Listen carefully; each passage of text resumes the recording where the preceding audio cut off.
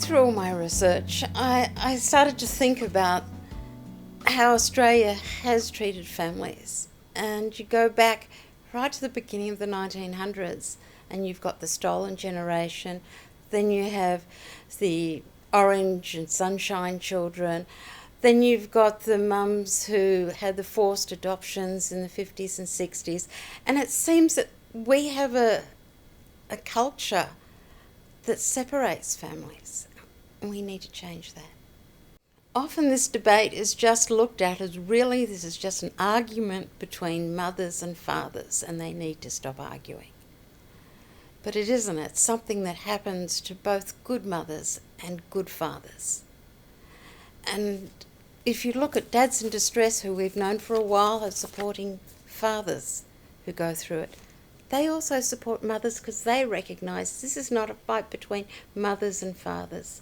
This is a fight for families to be strong and the foundation of our society.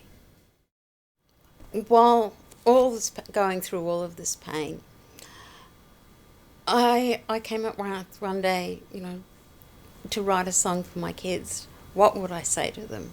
What would I want to say to them? And so I wrote it down. Now, it's taken me almost 8 years to get words to get music to go with it and someone to sing. But they're still just as relevant today. And I think it's what every parent who has lost their children really feels, that they just want to be reunited. They want to get over a pit of pain that has been sitting there in their gut for years, caused by the loss of a relationship. There's so much more I'd like to say because we've only covered a small part of my journey and everyone else's journey. It's just enormous. And we have to start now. We have to stop closing our eyes to what's happening and start correcting it and start putting the family as the foundation of Australia's democracy. To other parents who are suffering the same way, just don't give up.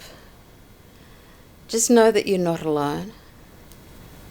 Know that people understand your pain and work through your grief. Work through the pain and let's work together. Let's work together to get this solved. I've been through a rough journey. Lots of people have been through a rough journey. I often don't think of my journey as being as hard as that of my grandparents, but it's still one that's as destructive as the Holocaust was. And I think that we need to sit down and say, okay, when you get married, you're going into a contract to be best friends with someone, and you both have to work on it. And I just hope that we can take away from all the pain that's been suffered through all the divorce and all the children separated from their families, that pain doesn't go on generation to generation with repeats. That if there's trouble, that they communicate, they talk about the trouble, and they teach their children how to communicate and how to deal with differences of opinion.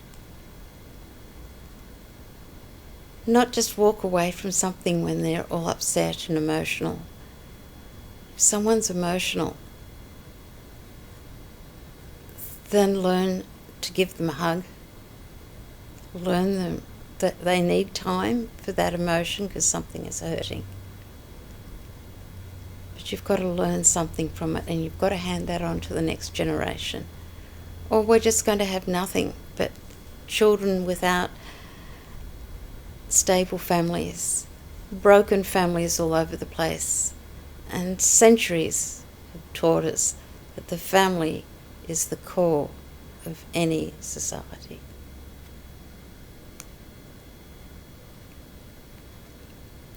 So just love your kids. Love your partner as much as possible. And they'll change over time. But over that time, understand why the change is there and grow with them. No, you're not going into something for 5 years or 10 years or 20 years. We're looking for marriages that are 60 to 70 year contracts. We're going to live to the hundreds and further soon. And does that mean we'll just divorce more? That we'll partner hop? Or that we'll put more effort into what we already have?